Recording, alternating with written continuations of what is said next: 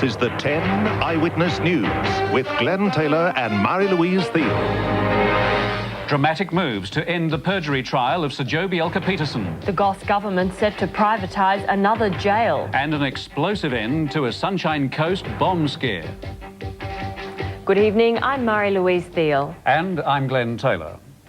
There's been a dramatic development in the perjury trial of Sir Joe Bielka-Peterson. Late this afternoon, the defence lawyers called for the case against the former Premier to be thrown out. Mark Simmons reports they've accused the prosecution of not calling all relevant witnesses. Prosecutor Nicholas Cowdery this afternoon declared the Crown case against Sir Joe was over. Defence barrister Bob Greenwood accused the Crown of not presenting all relevant witnesses to the jury. He demanded Tony Fitzgerald, Doug Drummond, Sir Joe's entire cabinet and Anne Garms be presented for cross-examination. Mr Greenwood said Sir Joe would be denied a fair trial if the additional witnesses were not called. Prosecutor Nicholas Cowdery replied, "The speech the court has just heard is offensive and gratuitous." He indicated he would not call the extra witnesses. Mr Greenwood then moved for a permanent stay, which means withdrawing the charge against Sir Joe, never to be reintroduced. Judge Hellman will hear legal argument on that tomorrow. Earlier today, Sir Joe's former private secretary, John Walsh, gave evidence. He told of a political donation of $110,000 to the Premier from Daikyo chairman Shuji Yokohama. During the Fitzgerald inquiry, Sir Joe was asked about that $110,000 by Doug Drummond. "Can you throw any light on what the sources might be?" Sir Joe's answer, "I cannot come up with a suggestion."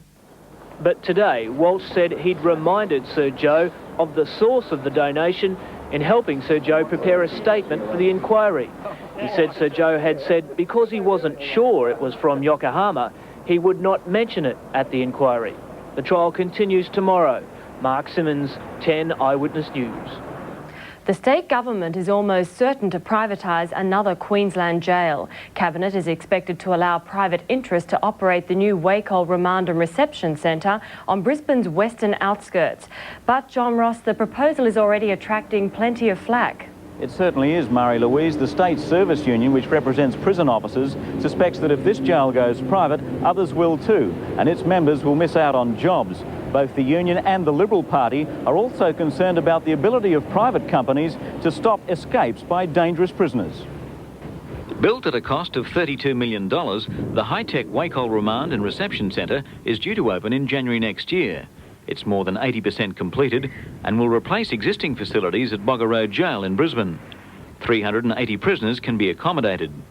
The move to privatise the running of the jail follows a breakdown in negotiations between the government and the State Service Union on a new award and prison reforms. We must now get the centre up and running, and to do that we've got to make a decision on who is going to run it. Unfortunately, we haven't got time for any further protracted negotiations to take place. The State Service Union says it couldn't reach agreement with the government on a number of issues, including meal breaks. The union secretary says they'll be launching a campaign against privatisation. Particularly in regard to the pursuit of public opinion with a view to having the government turn around this ridiculous, foolhardy decision. Industrial action is likely, do you think? We're not contemplating industrial action. We're not going to be deliberately provocative. The Liberal Party claims private operators can't contain maximum security prisoners, and the government is deliberately provoking a confrontation with the union. I think the government is looking to cause some industrial unrest within the system, so Mr Goss can, or Mr Milner can look to be a strong leader. Mr Connor says the reason the Barellan private jail west of Ipswich hasn't had an escape is because maximum security prisoners aren't held there. He says the prisoners that are kept there don't want to risk being sent back to government-run jails. The crunch will come on Monday when Cabinet will decide whether to call expressions of interest from private companies. But the way the Minister was talking today, privatisation is almost a foregone conclusion. Back to you. Thanks, John. John Ross reporting live from Wacol. And later, Rod Henshaw comments on the prison's privatisation and looks at the options available to the state government. Convicted killer Karen Tonkin is to be released from prison after serving 17 years of her life sentence. Tonkin became Australia's most wanted woman after escaping from custody in 1989. Her parole was approved late last month after 5 previous applications had failed. Tonkin was jailed in 1974 for the killing of a 73-year-old woman at Hawthorne. The 41-year-old was sentenced to life after being found guilty of manslaughter. She's expected to be freed in about a week. The state government and the Brisbane City Council are involved in a bitter row with the council opposition over redevelopment of the old naval stores at Kangaroo Point. Opposition leader Bob Ward says the job has been bungled. He says the decision for a publicly financed walkway rather than a private enterprise development is sinking Brisbane further into needless debt. The naval store's buildings are crumbling, but they're on some of the best land in Brisbane, land the state and local governments have decided to open to the people rather than private developer Godfrey Mantle. But Alderman Bob Ward says the people are being fooled and that the decision for a public walkway instead of private development will cost them dearly. I think it is a big mistake for the city. It had a lot of potential, the site. And part of the private plan for a museum and recreation area needed Crown land beyond the naval stores buildings. The developer would have paid for walkways and parks around the area. Now taxpayers will foot the bill. We're looking at tens of millions. Now that money could be saved. We could have the project, we could have the good things in the tourist industry, and we could save the money on the walkway. But the state government makes no apologies. The private developer was going to put a development there that was much too big for the site. It had pirate ships, aquariums, restaurants, everything that opens and shuts. Quite inappropriate for a site that should be open and accessible to the public, not for private profit. Lord Mayor Jim Sawley says the $5 million plus walkway is worth the expense to preserve the area. Brisbane has a natural beauty, and I don't believe we need a circus-like event at Kangaroo Point. Developer Godfrey Mantle is refusing to get involved in the latest political shooting match, but consultants on the plan say calling the project a circus is a political cheap shot, and that it would have provided quality entertainment and educational facilities. The developer still has a valid contract with the City Council to use a piece of land smaller than his original plan. The council's still waiting to hear what he intends to do. Tony Biancotti, 10 Eyewitness News. Tuberculosis has broken out at a Brisbane school. Teachers and canteen workers at the Shaler Park Primary School have been examined after 21 students tested positive to the disease. Michelle Regan reports the Health and Education departments are now trying to find the source of the life-threatening infection. Queensland high school students are routinely screened for tuberculosis during Year 8, but health officials, teachers and parents were shocked when 21 of the Shaler Park High School students tested positive. In that number of children you would expect to see perhaps one or even half a result. So this particular result is a bit surprising. Students who tested positive are unlikely to have the disease now, but have a 10% chance of developing TB later in life. Because the disease normally appears in adults, Dr. Murphy believes a teacher at the school may be infected. Generally, we are not able to track down the source of the infection, but in this particular case, because of the proportion of children who have tested positive, then it is likely that the source of the infection could be in the school. During the next week, all adults who work at the school will be encouraged to have chest x-rays. If this fails to pick up the source of the contamination, further tests will be carried out on students. Health officials say the carrier probably isn't even aware he or she has the highly contagious disease, and parents are concerned many other children may have been infected. He's had the needle, was tested for it, but whether he can still get it or not, I'm not sure, so I'm just keeping my fingers crossed that they find the problem quick. Health officials should know the results of the teacher's chest x-rays within a week. Michelle Regan, 10 Eyewitness News. A dozen Sunshine Coast homes were evacuated overnight while police experts blew up a parcel they feared could be a bomb. The mystery device was mailed to a local builder. Crime reporter Steve Marshall has the story. The parcel was delivered by Australia Post to this house in Kevlar Court just before 2 o'clock. The owner became suspicious when he saw a wire protruding from a glass jar containing black powder. The 36-year-old builder had received a previous bomb threat, and police weren't prepared to gamble that the powder in the jar was anything but dangerous. The bomb squad and local police evacuated the area and set about detonating the package. The expert who had a look at the powder prior to exploding it could not say what it was inside the glass jar, and therefore the decision was made to explode it. Experts were baffled by the packet's contents. some sort of powder to resemble gunpowder or something was inside a glass jar inside here. What we've done is we've removed this box and destroyed the glass jar. Last year there were 2 bomb attacks on the house of another Noosa man. Building developer Jeffrey Foot's luxury Noosa Heads home was rocked by a bomb that caused $20,000 damage. Police say last year's bombing and yesterday's incident are not connected. Steve Marshall, crime reporter, 10 Eyewitness News. And still to come, Rod Henshaw on prisons. Uproar in state parliament as National Party leader Russell Cooper is ejected during question time. Federal planes attack the Croatian capital of Zagreb. And a whale show off the coast of Western Australia.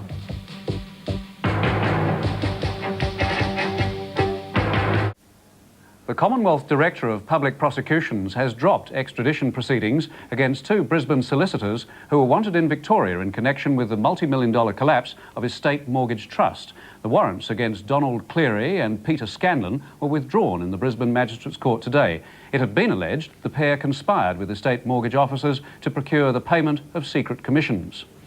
There's turmoil in the Hawke government tonight over planned changes to the Medicare levy. In a major budget strategy, the government proposed a $3.50 patient payment for medical services, but a caucus committee has said no.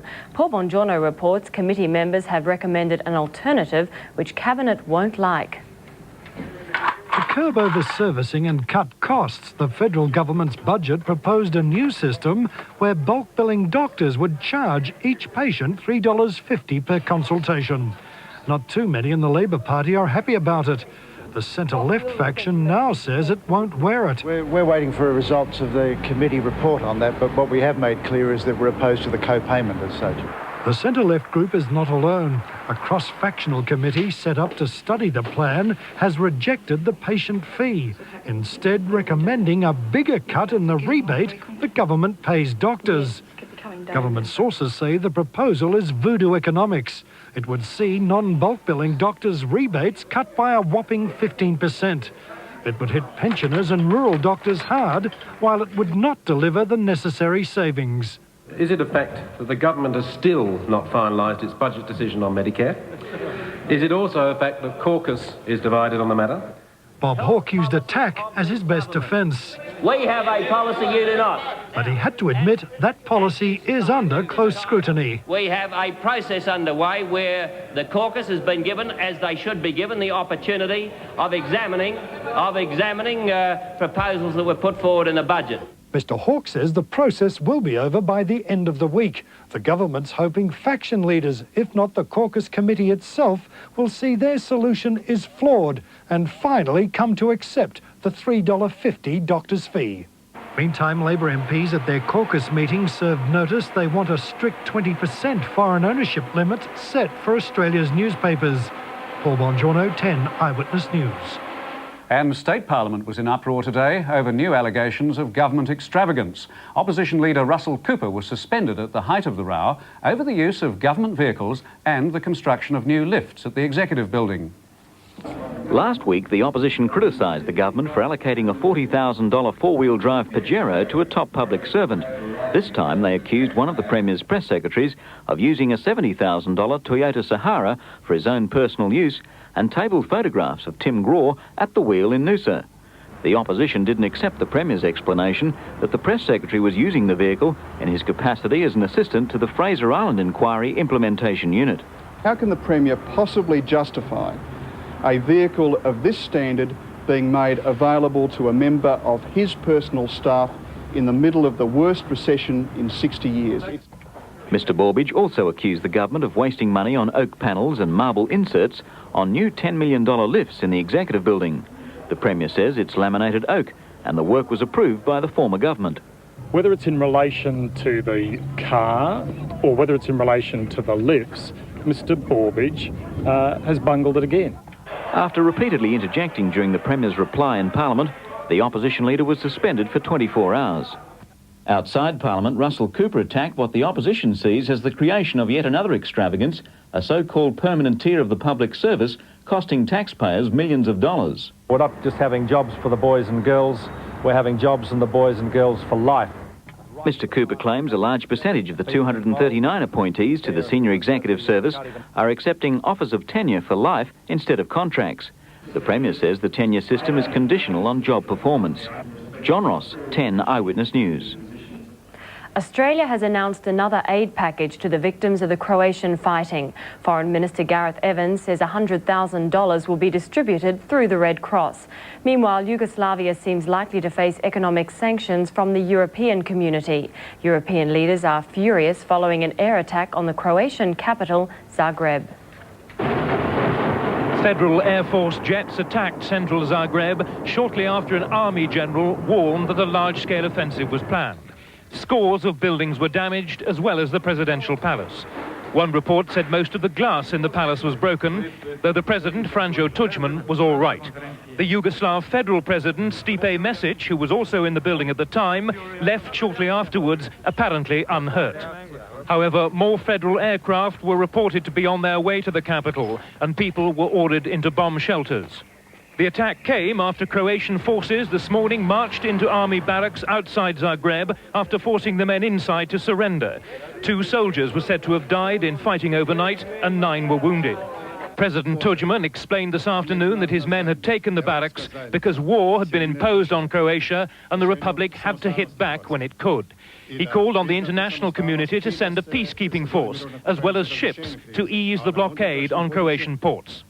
As fighting continues on several fronts, the Soviet Union says it might send a buffer force, but only if it's requested by Belgrade. Soviet President Mikhail Gorbachev sent a message saying there must be complete and unconditional respect for the latest ceasefire. As we reported earlier, the state government is putting another jail out to private tender. Rod Henshaw comments this evening on the privatisation of our prison system. Privatisation isn't one of this government's favourite words. But according to Corrective Services Minister Glenn Milliner, the privatisation of another Queensland jail is unavoidable. Wacol Remand and Reception Centre, please don't call it R&R, is to go to tender because the Corrective Services Commission has been unable to reach any real agreement with the State Service Union over a new set of work practices. I don't know exactly where the negotiating system broke down, but after 2 years of trying to find some resolve, the government has apparently said enough is enough. If you people can't do the job to our satisfaction, then we'll find someone who can. And the Corrective Services Commission can happily point to Barellan Prison as a model for the future. For more reports, it's cost-effective, its programs are in line with prison reform plans, and the staff apparently interact well with the inmates. And apart from those pluses, other states, including New South Wales and the Northern Territory, are following suit and letting some of their prisons out to tender. I think in the context of all of that, the government can afford to be the coy bride to the ideals of private enterprise. It wasn't so long ago that all hell was breaking loose because our system of corrective services was in the dark ages compared to today's recognised standards. It's all well and good for the State Service Union to put its case against, based on fears that jobs will be lost, security will be compromised and the system will generally fall apart. But the combination of Barellan as a success story and the fact that after 2 years any stalemate should be resolved, Wacol's privatisation is warranted. The system just can't afford to wait any longer. I'm Rod Henshaw.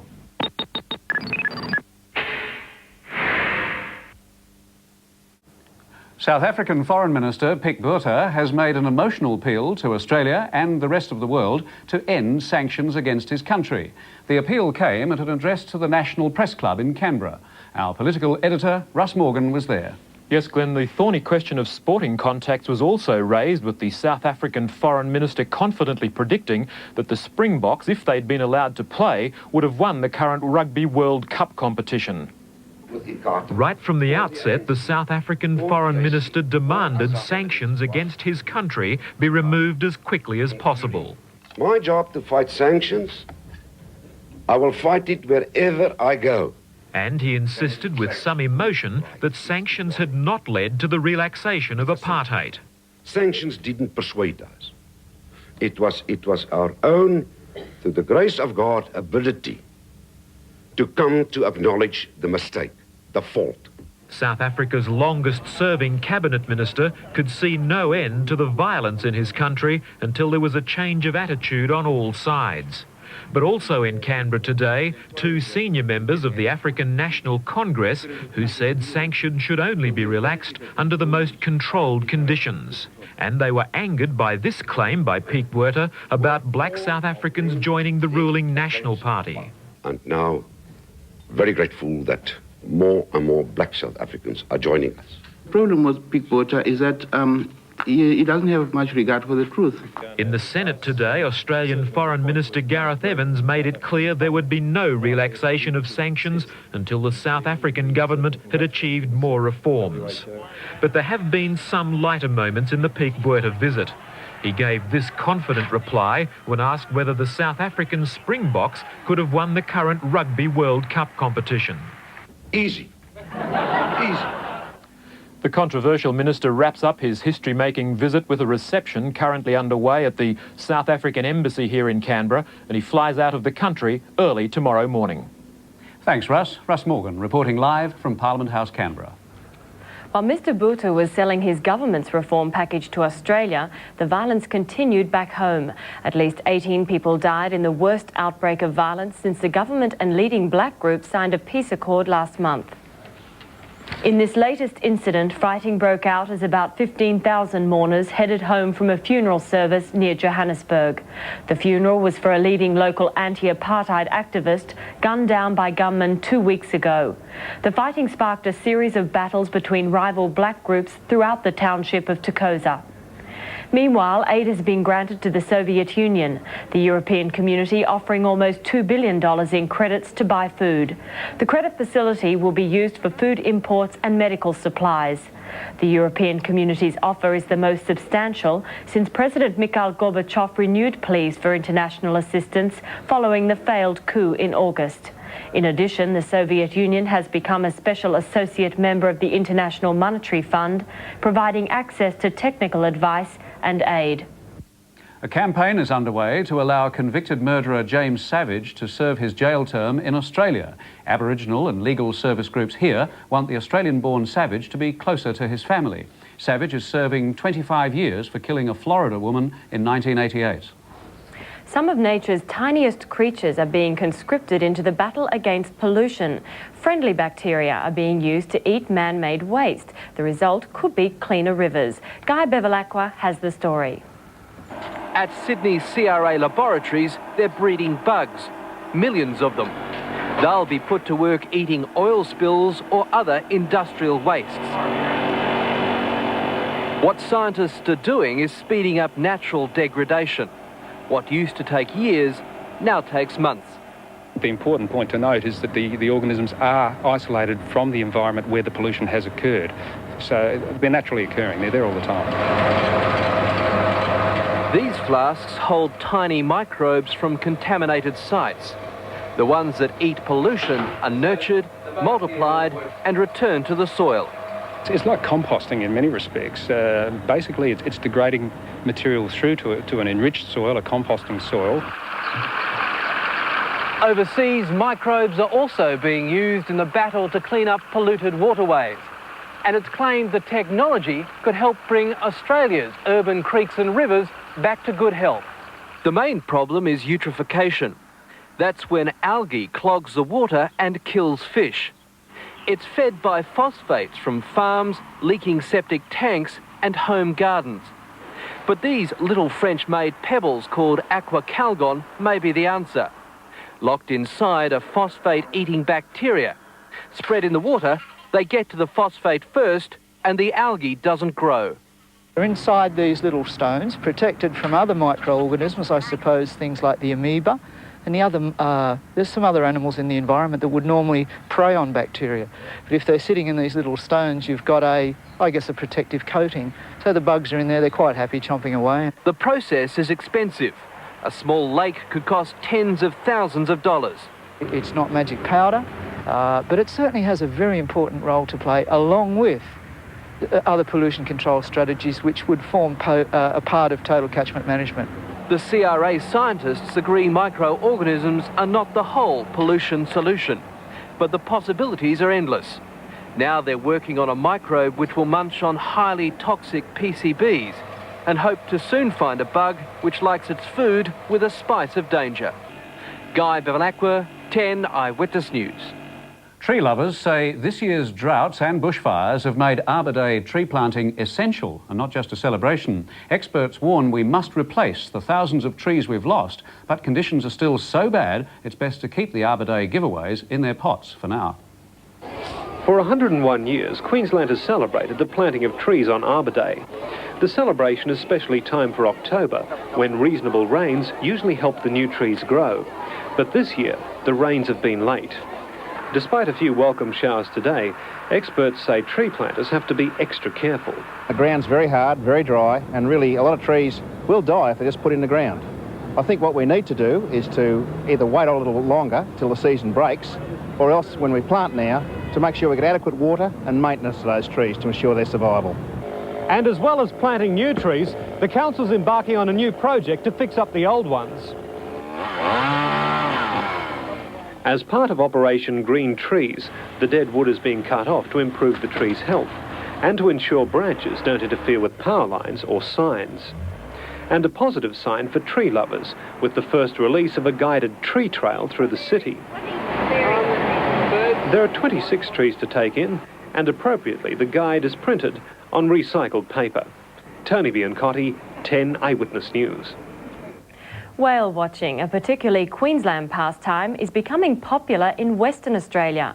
Up to 4,000 are expected to pass off the west coast between now and November on the annual migration south. A pod or family of humpbacks break their 4,000 nautical mile journey south to summer feeding territory off Antarctica to frolic off Perth. Whale watchers, including State Environment Minister Bob Pearce, have struck it lucky. A rare thing for one of the world's major cities like Perth to have this natural spectacle right at its doorstep. The winter months are spent calving in warm tropical waters off the WA coast. Whales haven't eaten since coming north in the autumn. Still, the southern migration's a leisurely affair. It would appear that in the, particularly in the metropolitan area, that they're following possibly a depth contour, which is a 30-metre depth contour, or a temperature gradient, a water current, a warm water current. A strict international whale watching code is enforced. The whales mustn't be disturbed. Decimated by whalers, humpback numbers here fell from around 15,000 to a low of 800. Protected now for 28 years, 4,000 are migrating this year, each of them a treasure to whale watchers. Ross Cameron, 10 Eyewitness News. And still to come on 10 Eyewitness News. A Soccer Federation inquiry underway after on-field soccer violence in Sydney at the weekend. And a new world record as a jet-powered car flies over 3 semi-trailers.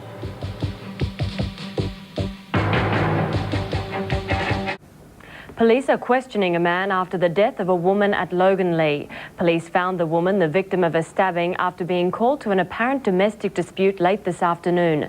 Neighbours said they could hear arguing coming from the house. The woman died before an ambulance could get to the scene. A man aged in his 40s was arrested at the house. The Foreign Affairs Department has warned tourists not to participate in dangerous activities while they're overseas. The warning follows a recent horrifying ultralight crash on Bali's Coot-tha beach. Ultralight aircraft have been operating for several months, taking tourists on joy rides over Bali's main beach. An Australian couple captured this dramatic vision as a recent joy flight turned to tragedy. Oh shit, Peter, he's coming down. Quick, quick, quick, quick. The wings of the aircraft collapsed, sending the ultralight into a death dive, killing the French pilot and American passenger instantly. The wife of the young American tourist witnessed the accident while nursing her 7-month-old baby. The joy rides were operated by the Bali International Flying Club. Its advertisement says, our psychologically educated pilots, to calm you down if you're afraid, will take you up in safe, carefully maintained planes.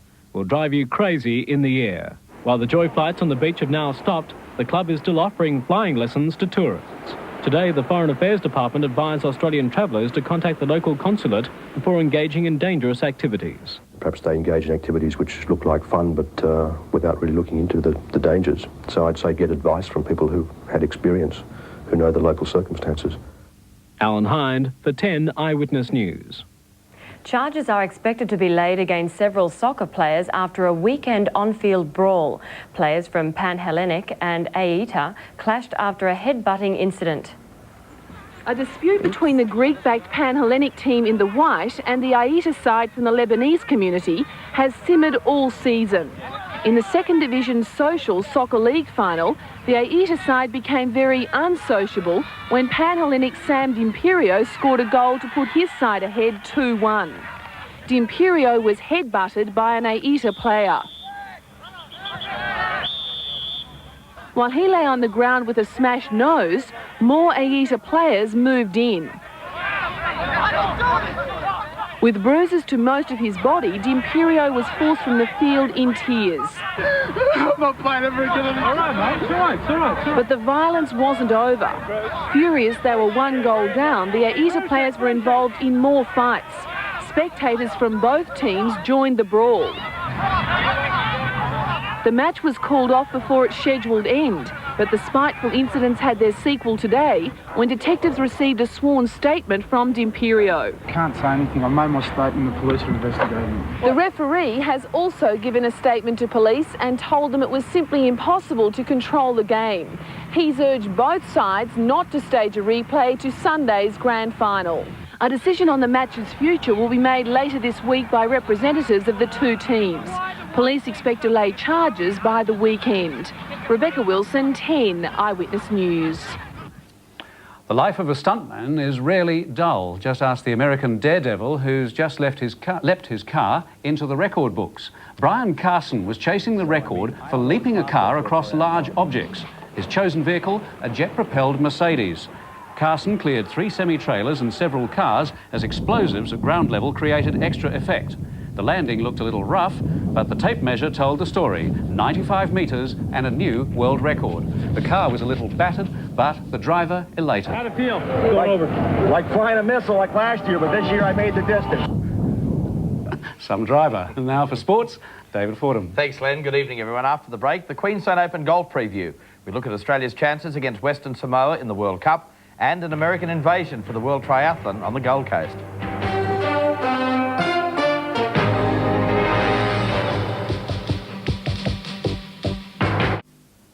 Welcome back, and Wallaby flanker Jeff Miller has been given a chance to forge a spot on the Australian side for the rest of the World Cup campaign.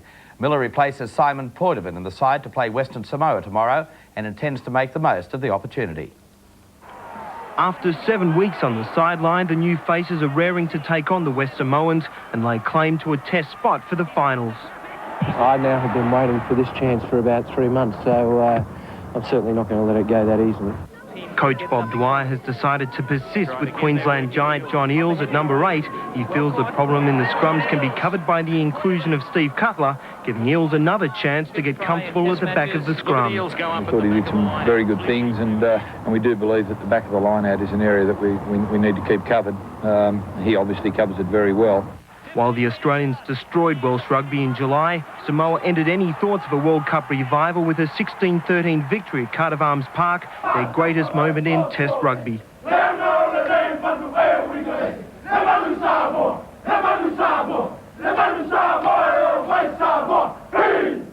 The Wallabies will have 2 problems facing the now confident Samoans, winning and avoiding injuries.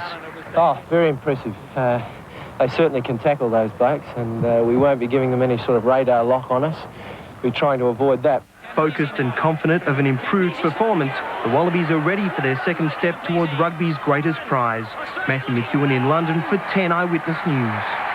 To rugby league now, and Glenn Lazarus' announcement of a move to Brisbane has caught both the Broncos and the Canberra Raiders on the hop. While Broncos boss John Rebo has welcomed the news, the Raiders are fuming.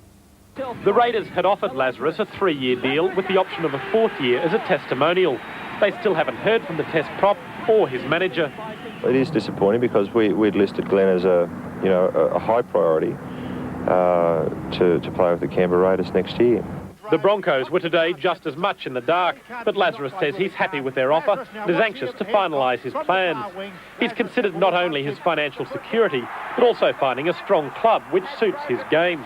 I was under Wayne Bennett in '87, and his coaching style is very similar to Tim Sheen's, and their style of play is the same as well. And I'm sure it's not as though I'm going to a club that's struggling. They're a pretty successful club, and hopefully with my presence I'll be more successful.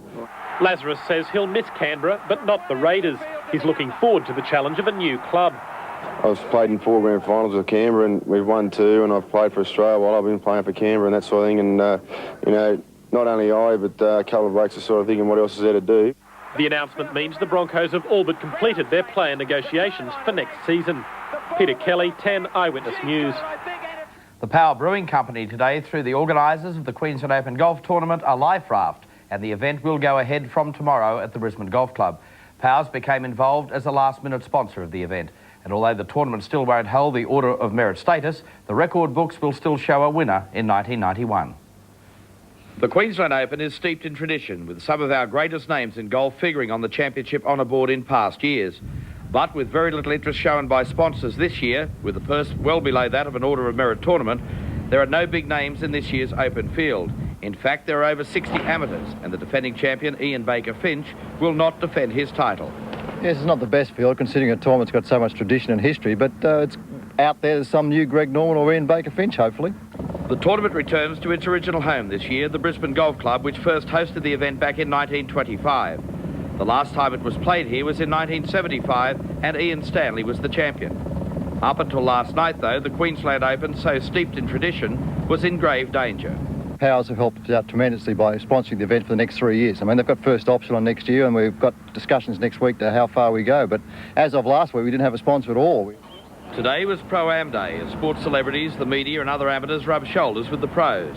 Pros who hopefully will carry on the tradition of the Queensland Open over the next 4 days of the championship, beginning tomorrow at the Brisbane Golf Club. An American invasion has hit the Gold Coast. The USA team for Sunday's World Triathlon Championship is looking to take all before it, with stars Mike Pigg and Karen Smyers set to start strong favourites. But Pigg is taking nothing for granted. In a dramatic battle earlier this year, Pigg upstaged fellow American Mark Allen to win the World Cup Triathlon on the Gold Coast. Now he wants the World Championship. Allen won't be here. He's opted instead for next week's long-course Hawaiian Ironman event. But Pigg says that really won't make his task any easier. I wish Mark was here, because then this makes the win that much more sweet of a victory. But I think you have an excellent field here, even though Mark's not here, and it's not going to be a walk in the park. Reigning women's champ Karen Smyers is no stranger to the Gold Coast, after also winning here earlier in the year. She faces a tough opponent in New Zealander Erin Baker, but says she's now racing better than ever. This is really perfect for me. Now I'm at the peak of my season, so I think it's shaping up real well for me. But it's not just the elite athletes who'll be chasing victory this weekend. A whole host of veterans will also be pounding out the kilometres. John Hazen is from Nashville, Tennessee, making his first visit to Australia since the Second World War. He's been a regular competitor in over 65s events for 8 years now, with outstanding success. This year, I've won every race that I've entered, but bear in mind that not always do I have competitors in my age group. The 73-year-old won't have it all his own way on Sunday. 72-year-old countryman Bill Ham is promising to keep him honest. Peter Kelly, 10 Eyewitness News. Thanks, Pete. Well, the much-awaited rematch between Jeff Fennick and Azuma Nelson for the WBC Super Featherweight crown has been postponed. It's been moved from December to February, a date more suitable to both fighters. It also gives the promoter Bill Morty a chance to sort out those American television rights. And finally, it's that time of the week for the lighter moments in sport. It's time to welcome Billy J. Smith. Thanks, Fordo. Well, the World Rugby Cup might be well and truly in full swing at the moment, but here in Australia, the footy season is really over. And last weekend, the South Australian Aussie Rules Grand Final certainly went out with a bang, not a whimper. You could say things got a little out of control on Saturday. All up, 15 players were booked after the most violent grand final in South Australian history. There was punching, kicking, and even a bit of hair pulling. Now, that's hardly fair. The Western Samoans look to be the surprise packet of the World Rugby Cup. They've certainly come up with the best teeth rattlers. The American football season is only 6 weeks old, but it's also producing some enormous hits. It's not even safe for chooks. Mike Lewis is left hanging by his quarterback and pays the price. Mike Barber took a pretty good hit, courtesy of Andre Collins. Kevin Ross knocked out John L. Williams. And kicker Ron Staunton must have wondered what happened to his protection. Not just the players are on the receiving end. Hey, mister, you've got to get out of the way. I believe the poor bloke's actually the team doctor. Those trainers take a lot of trouble pouring out cup after cup of Gatorade. They'd be pretty cranky, though, when things like this happen. The catch of the week comes from the Detroit Red Sox game. Have a look at this big guy. Straight onto the woman sitting in front. The Sparks were really flying at Bathurst this week. High-revving action and plenty of three-wheel fun. There was no shortage of band panels either. The Pearson Stewart car bit the dust. Colin Bond had a bit of fun. But Dave Barrow takes the award for the best wipeout at Mount Panorama for 1991. Well, certainly had plenty of action for the week, Porter. That's it. Thanks, mate. One of the highlights of the week, Billy. Thanks very much. That's all in our sports break tonight. Back to you, Marie-Louise. Thanks, Fordo. Ray Wilkie will join us in a moment for the weather. But first, today's important financial indicators.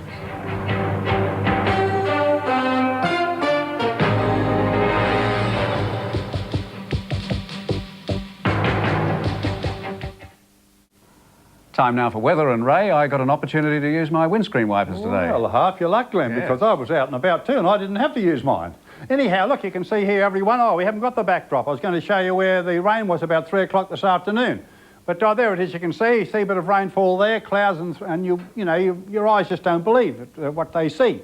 Because it's a bit of activity there, you can see a bit of, that looks better out, you can see it all over the town. But overnight I was wondering what had come onto the roof. Someone throwing rocks on the roof, but they weren't as heavy as rocks.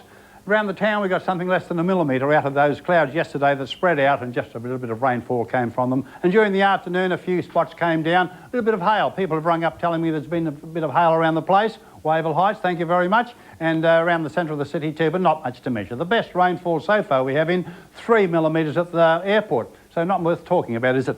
All right, the temperature today in Brisbane, 28, a big 32 in the west, pretty hot. Humidity was up right now, you can see the temperatures there, 22, 73% and 1,008. The pressures are rather low. Around southeastern Queensland, well, the rainfall they had overnight up to 9 o'clock this morning, Toowoomba got 4, Gympie got 2, Ipswich got nothing, Southport got nothing, Redcliffe got nothing, Tewantin got 1, Brisbane, as I say, got less than 1, not much. During the day there were a few spots around. Ipswich got 0.6, they saved it for today for you. But you'll see on the radar later on how some of these clouds built up and went in between the main towns. It's amazing, they just don't want to drop rain on us, do they? There the temperature you can see fairly high right to the water's edge into the middle, in the low 20s anyhow. 32s there, pretty high, Gympie 32s. All right, let's have a look then at Queensland. This is the area where the rainfall was the 24 hours to 9 o'clock, such as it is. Average about 5 millimetres of rain from about Maryborough out to Roma, just to the north of Roma, west of St George and into the border. Some places got to 10, like Chinchilla it was. Chinchilla got 10 millimetres of rain. So not much to talk about. With these hot northwesterly winds coming down here today, probably most of it has evaporated already. Big temperatures in the northwest, 38 degrees at Camberwell, and the lowest was 10 at Stanthorpe. We look at the clouds now, and most of this cloud, you can see this is taken at noon. It's a bit old, but nevertheless, this is all we have. You can see a bit of cloud around here. That's the few storms we had, and the northern rivers, they got it as well, and that's the cloud on the change that's moving up. Otherwise, the cloud, there was no, throughout the state and the whole Commonwealth, nothing doing at all. All right, then we have a look at the radar to see what had happened. There it is now. This was coming in the afternoon, about 1 o'clock. You can see the build-up of thunderstorm activity. See how they go between Toowoomba there and Gatton? Just try to miss you all, don't they? Coming through here, and now at the present time they're all off the coast and they have built up quite considerably. All right, let's have a quick look at the chart. There it is. This change is moving up the coast. It's about Coffs Harbour at the present time, and the whole of southern and eastern Australia now is virtually flooded by cooler and drier air from the south. That's the tail end of the moist air, such as it is. Tomorrow you'll find this will be pushing through here, so any storm activity will be dropped here in the next few hours and then go up to the northeastern tropics tomorrow, then fine for the rest of the week anyhow. Let's get on to the forecast. Next 24 hours down south, only a few showers in Hobart, otherwise they're all fine down there. Temperatures pretty reasonable, all close to 20s. Back in Brisbane, we're going for fine weather tomorrow with a cooler southeasterly change coming through, slightly cooler, getting up to 26 only tomorrow. It was 28 today as well, you know. All right, around the viewing area and coastal areas, we're going to drop the temperature 6 degrees in the coastal areas tomorrow because it was so high today, 32s. Over the inland, a little change. Moreton Bay, you can see southeast is 15 to 20 knots and seas getting up. And the next 3 days, of course, is going to be quite fine and probably coolish with the southeasters coming through. That's all from me. Good night. Thanks, Ray. Just a quick story before we go. Artists are generally considered different by reputation. Some are eccentric, others nothing short of weird. So enter the role of performance art, made famous by Christo, who wrapped bridges in fabric and bridges and surrounded them with pink plastic. His latest venture has been put on hold. It was a plan to erect thousands of umbrellas across sites in California and Japan, but that won't stop the competition. German-born Stefan Kohler has challenged Christo with another umbrella message. There were 1,001 in all, set floating in Tokyo's Palace Moat. Some sort of artistic statement there. That's beautiful. That's news, sport and weather for Tuesday, October the 8th. And I'll have updates during the evening, and second edition news will be at 10:30 after LA Law. And I'll see you again tomorrow. Good night. Good night.